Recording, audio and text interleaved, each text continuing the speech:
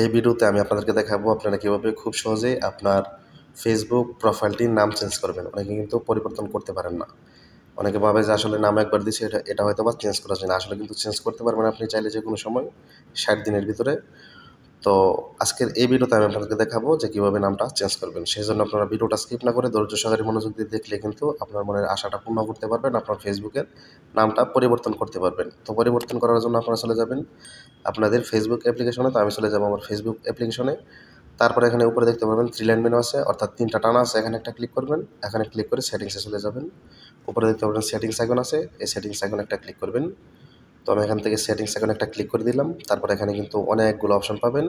এখানে নাম চেঞ্জ করার মতো কোনো অপশনই কিন্তু আপনি খুঁজে পাবেন না। তো সেজন্য কী করবেন, উপরে দেখবেন সার্চ সেটিং বলে একটা অপশন আছে, এখানে একটা ক্লিক করবেন।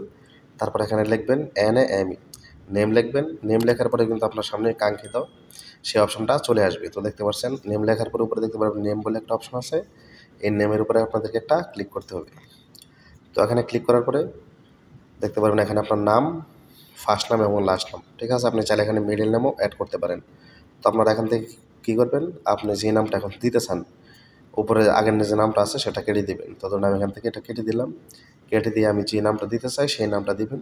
তো আমি একটা হিবিজিবি একটা নাম দিয়ে দিলাম। এটা আমার দেওয়ার কোনো প্রয়োজন নেই, বা আমি এটা দিবও না, শুধু আপনাদের দেখানোর সুবিধার্থে। অনেকে আছে যে সেটিংটাই খুঁজে পাচ্ছেন না, ঠিক আছে?